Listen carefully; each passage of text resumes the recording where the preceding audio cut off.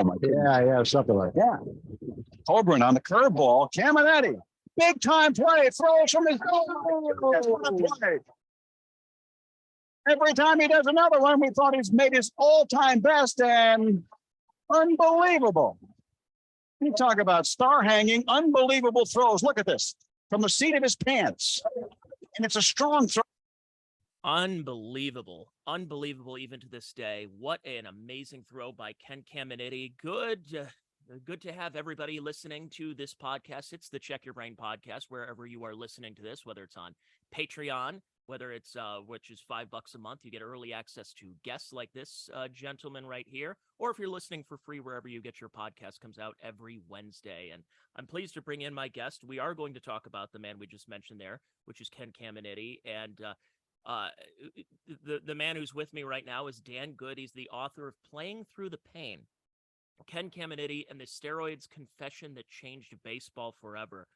Dan, thanks for doing this. I appreciate it. Thank you so much for having me.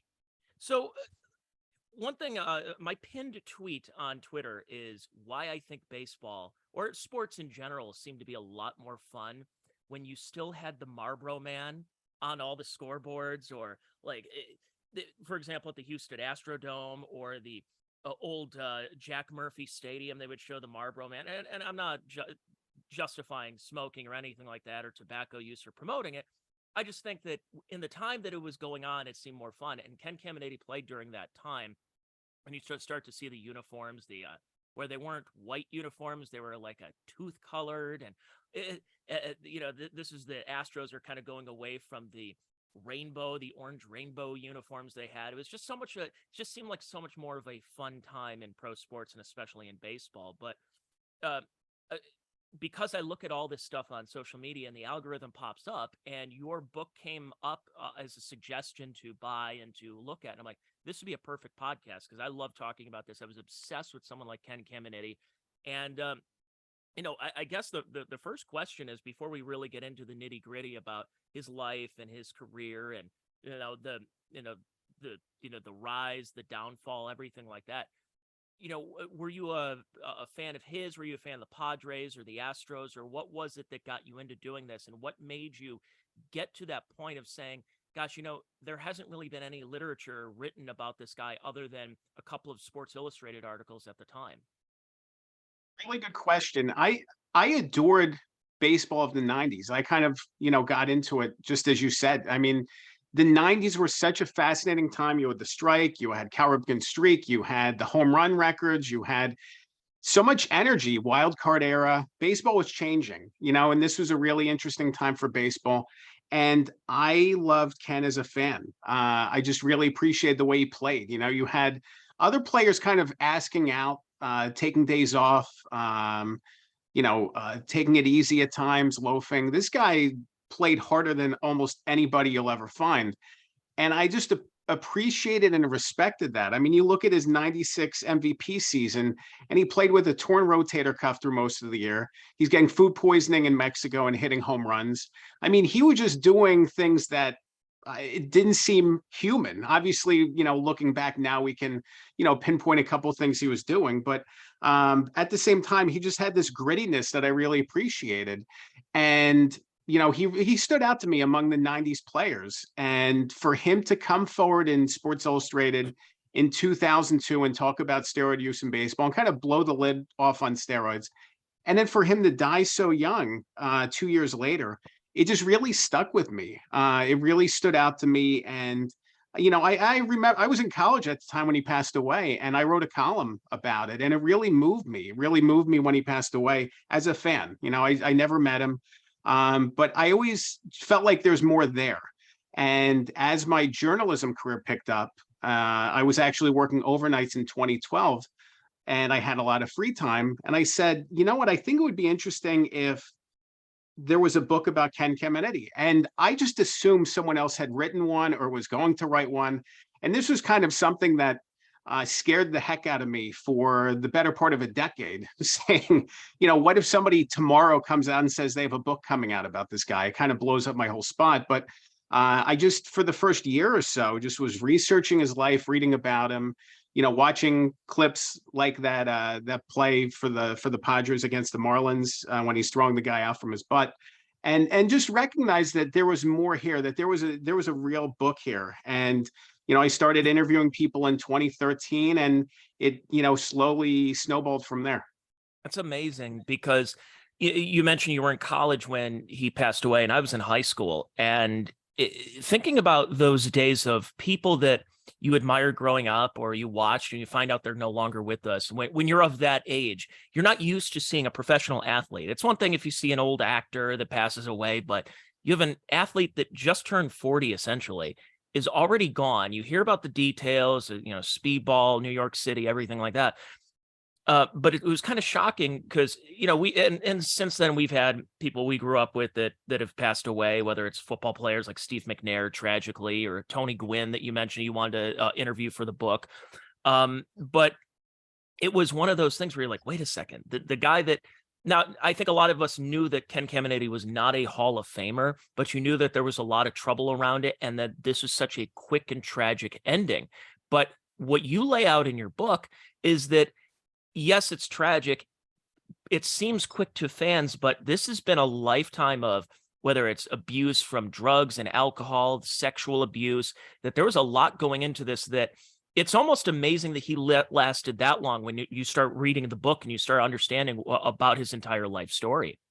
Yeah, I completely agree. And, I even look at the high level of play he was playing at throughout all of these struggles, through all these off-field struggles, through the addictions, through the problems he had off the field. He was still playing at such a high caliber that really told me how special of an athlete he was, that even when he was struggling with addictions and other problems, he was still performing. He was still a really good major league player.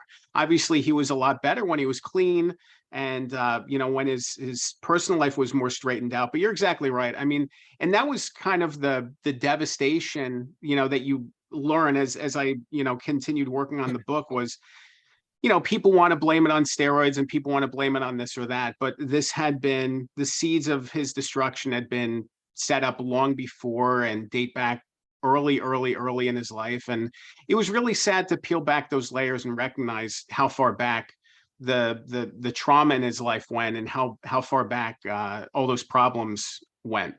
Yeah, this is certainly not a story where you hear about somebody that all of a sudden tried cocaine, for example, and then a couple of, give it a couple of weeks, couple of months, they're a full-blown drug addict. This is somebody that had been doing this for a long time and struggled throughout his entire career, and on the field, off the field, everything like that.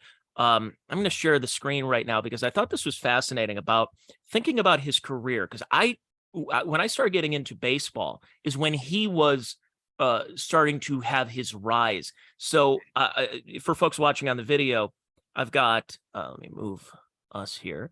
So you see, he comes up in 1987 here. He's got 3 home runs. He's hitting 246, and he's kind of up and down, back and forth between AAA. He starts becoming more of a full-time guy as you start to hit the 90s. And, you look at these stats: 3 home runs, 1 home run, 10 home runs in 89.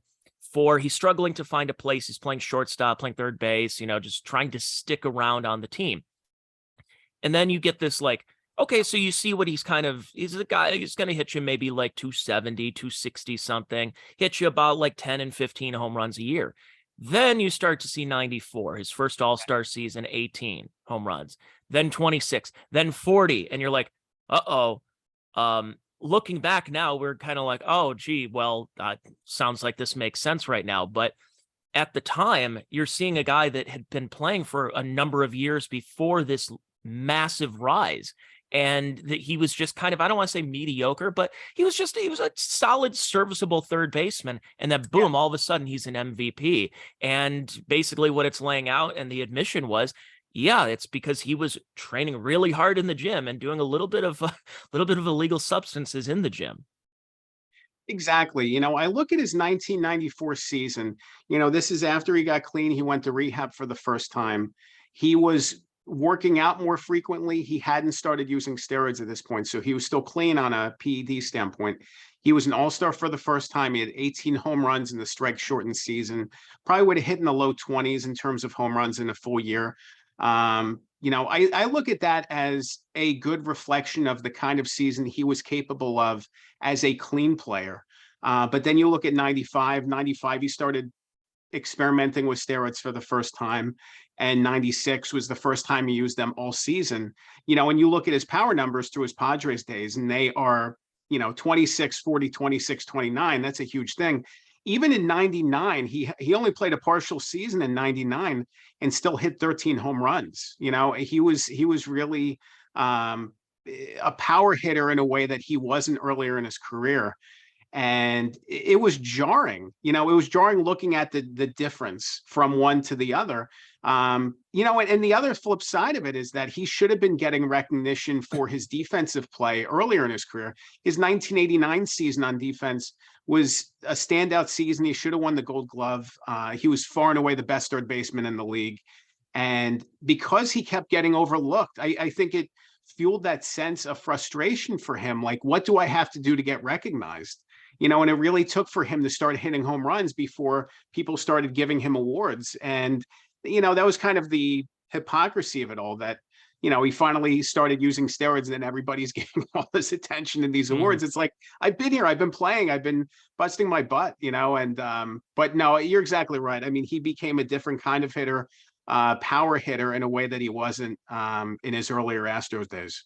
I've heard, see, what's interesting is when you look back to the steroid era, and we go through this around this time, we're recording this in late December, and you get to the Hall of Fame ballot, and then eventually, I think in a couple of weeks or something, they're going to put out who is really going to the Hall of Fame for 2023.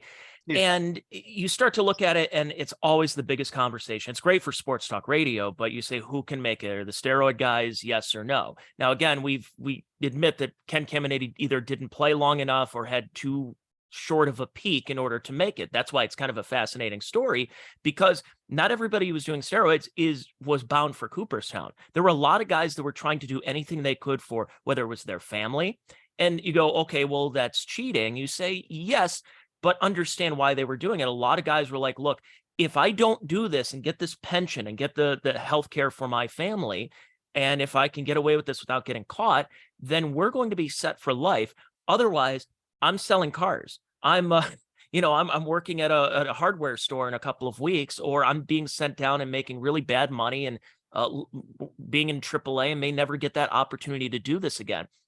And someone like Ken Caminiti, that, again, not a bad player, very solid defensively in his early career, but he must have had that situation where he had to look in the mirror and say, if I don't do this and I don't do this now, they're going to cut me. I may play for a couple of teams. They might give me an opportunity, but I'm seeing all these other guys are starting to experiment, the Cansecos and Lenny Dykstra and everybody else in the world. I think you got to make that jump. And for somebody who has already been an addict and had already been dealing with this, was that a difficult decision, or was that a pretty easy decision for him? It was not a very hard decision. So he had been given steroids by fellow teammates or people around the game in the early 90s. And he didn't use it then, 91, 93, 95. He kind of explored the possibility of using steroids. He and Chris Donnells in 93 were researching it a little bit, but he didn't feel like he needed it at the time. He was still in his 20s. He was still kind of on the rise in terms of his physical ability or maintaining. And by the time he got to 95, especially, he was making a lot of errors in the field. He was throwing the ball away. Padres didn't have good first baseman that year, and he just kept making throwing errors. He wasn't quite the player that he wanted to be. And, after the age of 30, he had his contract up at the end of the season. There was a lot of things happening there. Additionally, at the end of 94, he lost a lot of power. So his power numbers actually slowed down after the All-Star break. And I think the rigors of a 162 game season really kind of started wearing on him physically. So he recognized, I think, that he had lost a step or was going to continue losing steps. How can I counteract that? How can I get the contract to help my family? He signs a 3-year deal, and then it's that self-fulfilling thing. So, he has success with it, so let's keep doing it. But in terms of the stigma, it kind of goes back to his earlier days of he was always around people, even dating back to his high school and college days. Some of his friends had pursued steroids themselves. So there was never a big stigma. I think people look at steroids just as cheating in baseball. I think for Ken, it was just a chance to play his best and help his team to get the contract he felt he deserved and to continue his career as long as he could.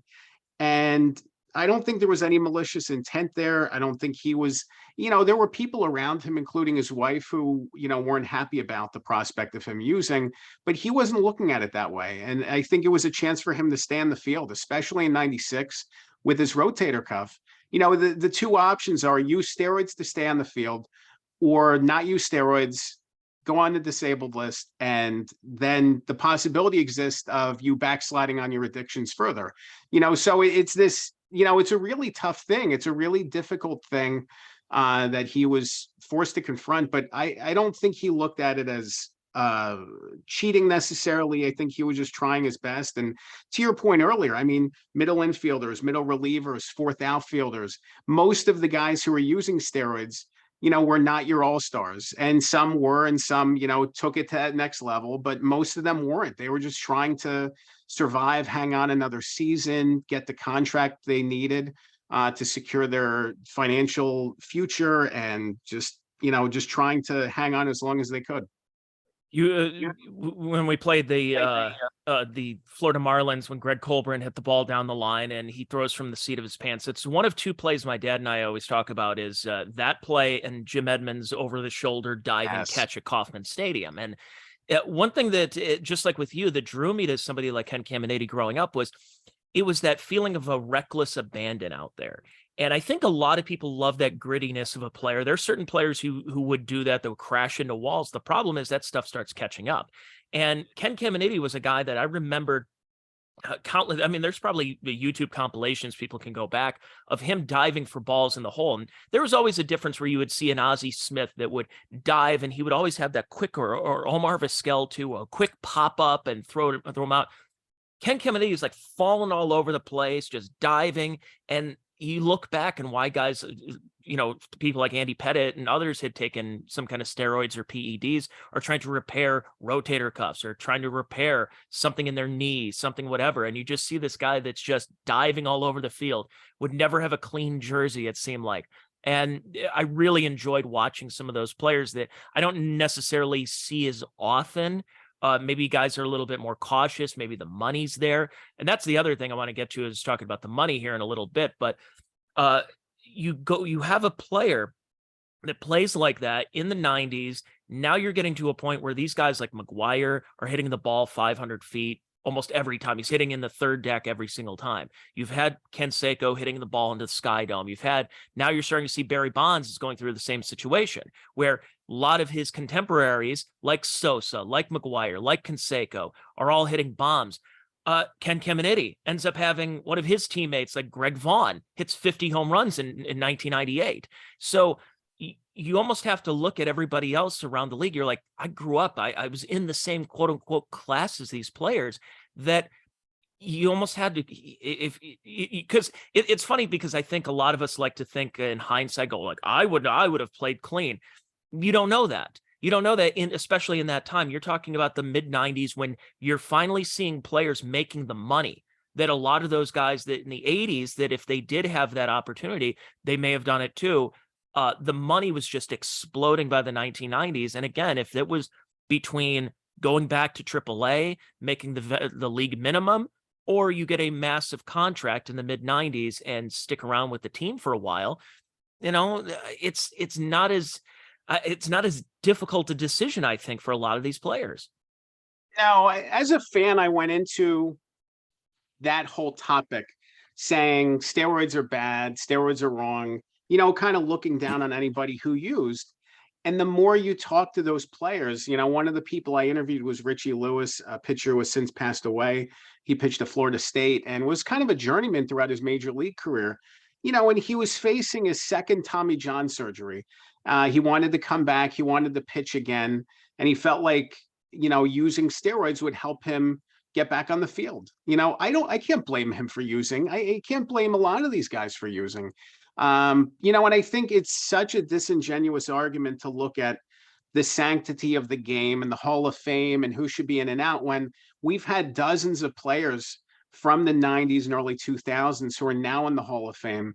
And we don't know. We really don't know. All these players were forced to confront this situation themselves and make a decision that was best for them.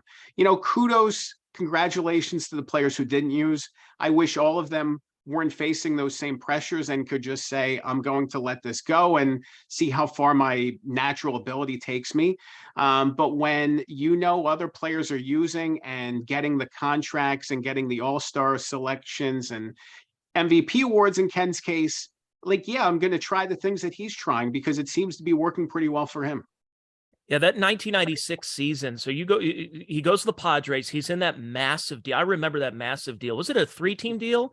Was that Padres? No, it was just a 2, but it was 12 players. It was huge. It always seemed like in those days, the Tigers, the Astros, and the Padres had this weird deal where I'm seeing like a Phil Plantier go here and Brad Ausmus go here and Andujar Cedeno and all these other players. It seemed like they all played for the same 3 teams in those years. But Caminiti goes from Houston, his years over in Houston goes over to San Diego. And then by 96, that 40 home run season, he hits the home run in the All-Star game at the old vet. And you just see basically the Padres were always kind of a team that plodded along. I always remember that Jack Clark played for them briefly and criticized. I mean, if there's a player you didn't criticize on the team, it was Tony Gwynn. And Jack Clark famously came out and said that Tony Gwynn only cares about Tony Gwynn. Tony Gwynn only cares about hitting 350, 330. They don't win games. It's just as long as he keeps winning batting titles. They had some talent. Gary Sheffield was a near Triple Crown winner in 92. Fred McGriff played for them for a long time. Tony Fernandez. You had Bruce Hurst. But they would have talent and they would be at best mediocre. Well, then by the time you get to 96, Ken Caminiti's season puts them almost single-handedly in the playoffs. And then that carries over and creates that culture that helps them carry that into 1998, where they do finally make it to the World Series, an unprecedented run. Even granted, they got swept by the Yankees, but a lot of it was because that Ken Caminiti was that staple at third base that they didn't have to worry about that position, a position that seemed to be in flux for a long time for the San Diego Padres. You're exactly right. I think that 96 season helped that team believe that they could do more. You had the new ownership group that came in, they were really focused on community and reconnecting, and they started to bring in players who could contribute and make a difference. And that 96 season helped them to believe, even with the downturn in 97, they felt like this team was going to win something, was going to do something special, and gave them the momentum to go out and get a Kevin Brown, and build the team from there and make the changes necessary. And, without that World Series run, without that pennant, the vote to approve Petco Park might not go through. There's a lot of dominoes that might not fall if Ken doesn't have his 96 season that really reestablished the Padres and put them on the map for at least a couple years.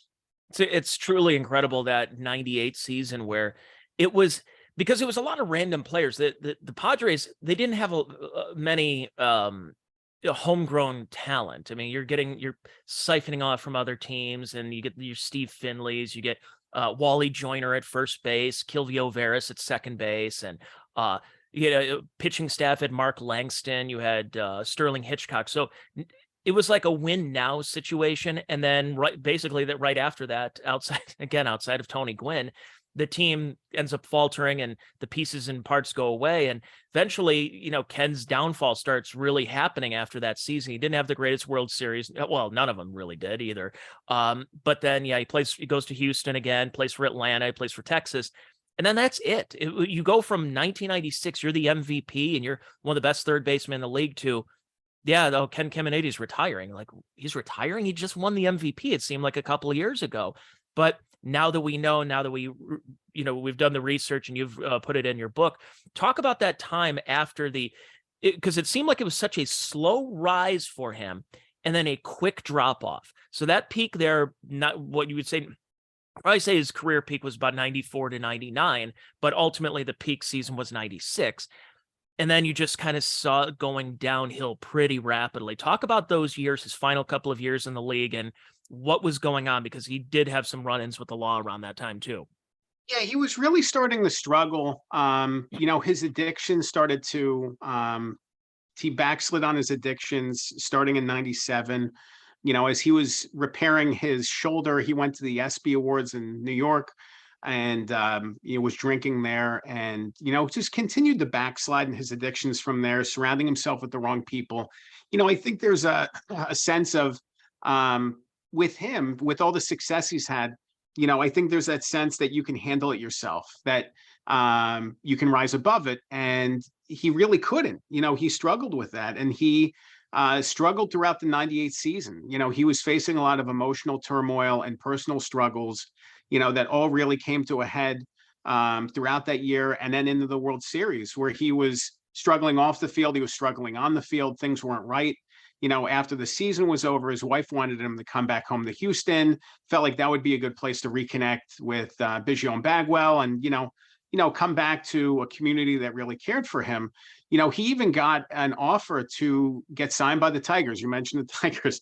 Tigers really, really wanted him, and he turned down a lot of money to go back to Houston, and it just wasn't a good homecoming. It wasn't a good fit. There were too many hangers on around him. There were too many distractions. He continued to struggle with addiction, and he was playing pretty well here and there, but he wasn't playing consistently, and he would miss long stretches of time with injuries. He fell out of a dare stand when he was hunting and hurt his back. There were just a lot of bad things happening in his life, and then he went to rehab after the 2000 season, which was cut short because of his struggles with addiction. And there he met a woman, Maria, who he, was dating off and on for the remainder of his life. And, he tried to have that comeback in 2001 with the Rangers and the Braves. It just wasn't working out. He felt like he could still play and could still contribute. But then he was arrested soon after the season in a Houston hotel room. And that was really it. I mean, no team was going to take a chance on him. And that was a really difficult thing for him, because he still felt like he had something to prove. He still felt like he had something in the tank, and then to confront the reality that this is over, and that was a really, really tough thing for him. And, from there, rehab, court hearings, the way that his case was set up, he had to continuously take drug tests, and he would test positive, and then he'd go back into custody. And it was just an embarrassing thing, because he was trying to move on with his life and trying to make the most of things. And yet everybody's recognizing the problems he has. It's all out in the news. It's all public. And that was really difficult, because it really made it tough for him to move forward and to confront his addictions head on. When you can't even escape the public eye, because of all the things that are happening.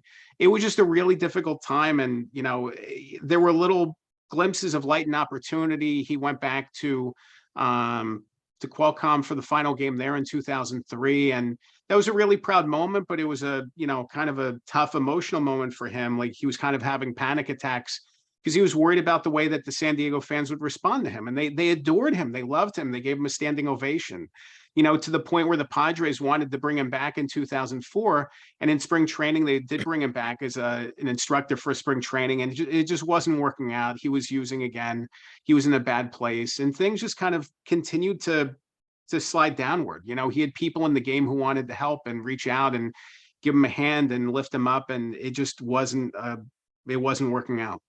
What kind of addict was he? I know people who've been alcoholics, have been on drugs, that the moment they smell alcohol, they're drunk, or it's somebody who drinks all day, or somebody who binges to the point where it's over a weekend, it's a few days, or it's just one of those where, I need 8 drinks in front of me right now. Like, what kind of, because this had been a theme through his career, was he one of those where if you talk to him, chances are he's probably drunk right now, or he's probably on some kind of substance, or what was it? Was he somebody that could keep it together as long as he can, and then when he could, let his guard down, then he can really do, like, what kind of person was he when he would take it to these excesses?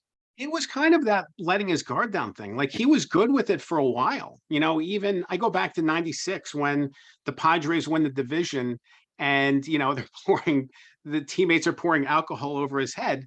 Like, he wasn't drinking then. He was still in a good place. He's taking his friends out to a steakhouse, to Morton's afterwards. Like, it was a really special time for him, and he was in a really good emotional place.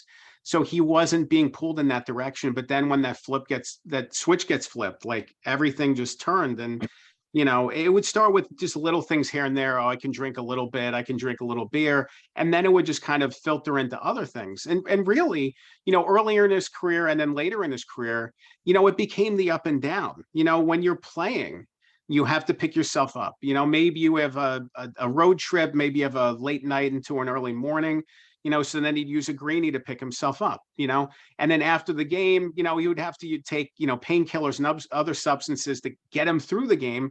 And then he would have to come down after the game was over. So he'd drink, but then he'd want to keep drinking. So he'd do cocaine, then he'd keep drinking, and then he'd wake up feeling, horrible the next day, and he'd have to pick himself up again. So it was this endless cycle.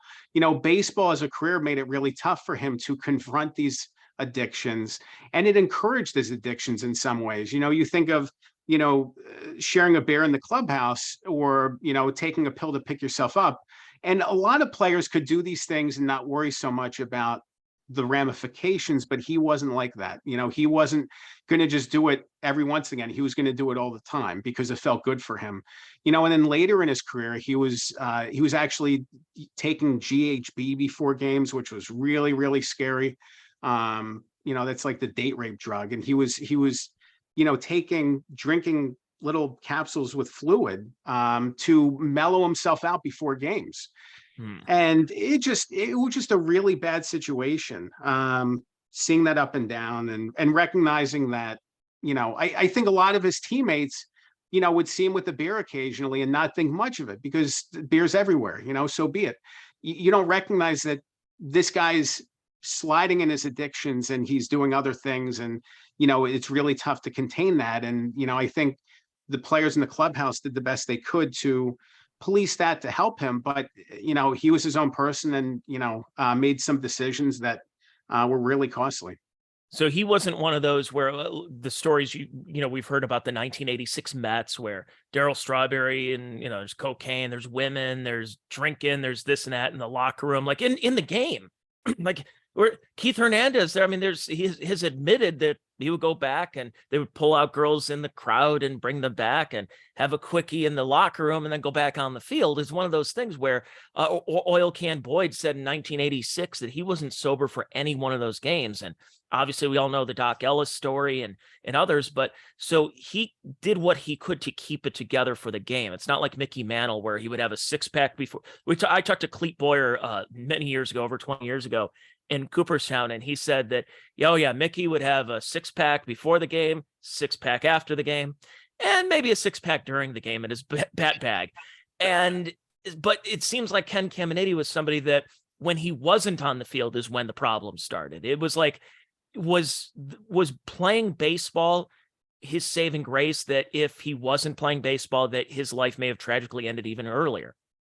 It's a good question. I think in some ways baseball was a refuge that when he was between the lines and he was playing, there was more balance, there's structure. I think in general, his baseball career brought some structure to his life, because, he had people, telling him where to be, and he had to be at a certain place at a certain time and awake at a certain point.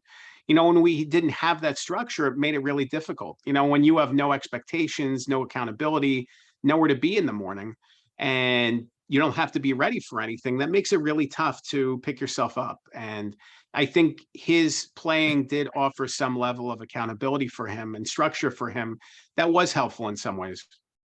It's just sad how just 3 years after he's playing, he ends up dying in New York. Talk about the death, talk about what went into it, that he had, I think, was it just a couple of days before he died, he was already, there was another situation, like, was it a violation of probation or something? I don't remember what it was, but there was something that happened that he tested positive once again for cocaine. And that's the big thing, is it's one thing if you test positive for marijuana, where it stays in your system for weeks or a month or something. Cocaine stays in your system, what, 48 hours at most, which means you just did cocaine. And if you're testing positive, it's because you're coming off of a possible bender or whatever the case is. So it's really tough when you go through a situation like that. Talk about those final couple of days leading up to the end of his life. It was really tragic. You know, he did test positive. He was brought into custody again and decided to plead guilty to the drug charge that he was facing, which he could have continued to plead not guilty and continue to fight it, and it would have eventually been erased from his record. But he decided to plead guilty because he was just tired of the testing. He was tired of everything. He just wanted to move forward with his life. And, you know, there were people in his life who wanted him to do different things, whether that be to go to Montana and work on the land, whether that be go to an intensive treatment program in Mississippi, you know, maybe go to California where he had some friends and support networks. And he decided after his court hearing that he was going to go fly to Tampa and then to New York with Maria, his off and on girlfriend, because her son had been dealing with some struggles himself, getting in trouble with the law, and he wanted to go and talk to him. You know, he kind of also just wanted to go and escape, and New York offered him a chance to escape. You know, he wasn't anybody that people cared about. He was just some guy in New York City, and he went there against the wishes of a lot of people who are trying to urge him otherwise. Flies to New York, meets with the kid, you know, and they have a brief conversation, doesn't really go very far. And then he was just kind of hanging out with other people in Maria's orbit, including her ex, who he was friendly with. He had met him previously, and he went to the ex's friend's house in the Hunts Point section of the Bronx.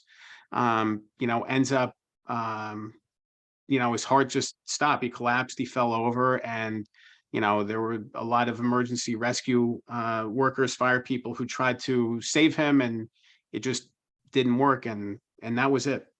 So tragic that he dies in the Bronx, essentially the shadow of Yankee Stadium, the place he made his first and only World Series appearance.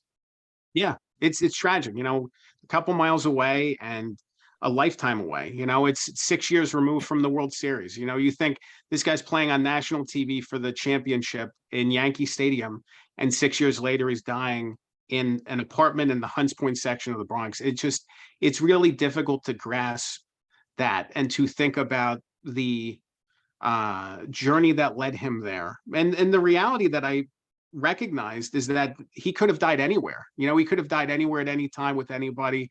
Happened to die very randomly the way he did. It was just really tragic and left so many unanswered questions, and just sadness. You know, it was a shocking thing. And, you know, even in death, he was kind of looked down on. You know, Christopher Reeve died the same weekend. Here's Superman dying, and Ken Caminiti, and everybody's saying, oh, Superman, he was a hero, he did his best, and Ken struggled with addiction, so we looked down on him. And I think that was a shame too. I mean, he, even in death, was looked down on, and I don't think that's fair.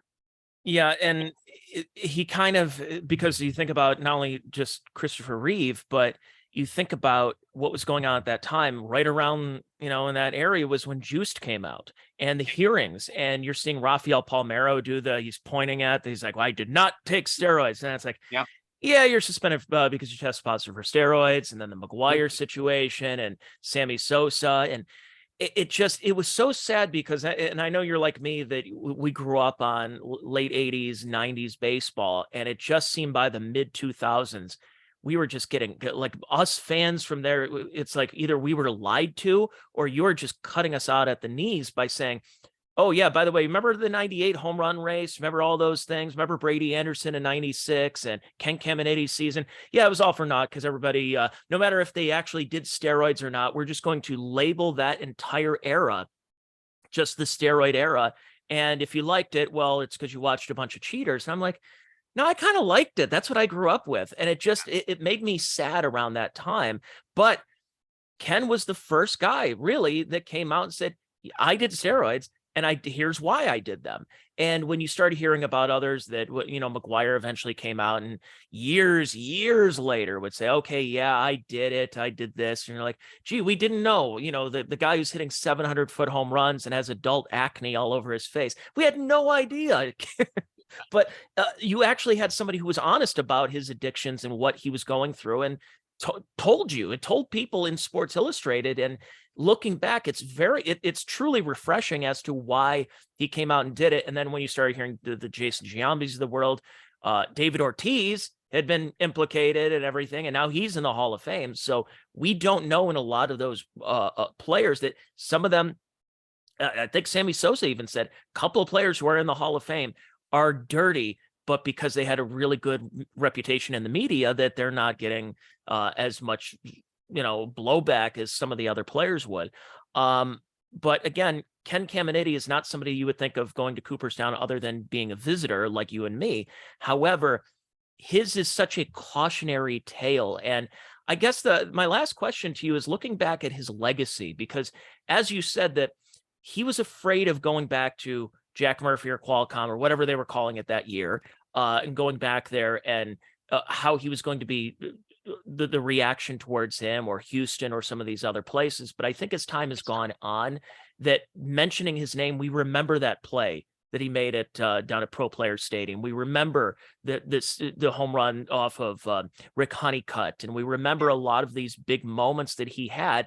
And you kind of just go like, and I think as time has gone on, we've softened our stance as sports fans on looking at that era. And because I maybe it's a couple of reasons. One of them is that we're starting to induct people that probably aren't worthy of going to the Hall of Fame. And another is, look, everybody needed some form of competitive advantage. Everybody does that. What do you think? Why do you think guys chew tobacco and dip? It gives you a little bit of a buzz, a little bit of a kick. Isn't that a performance enhancer? Is coffee a performance enhancer? So you start looking at the morality of it.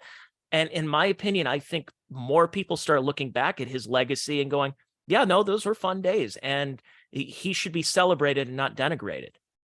Exactly. I mean, when he was playing, he was celebrated for playing all out. He played it the right way. His uniform was always dirty. He was scrappy. He was gritty.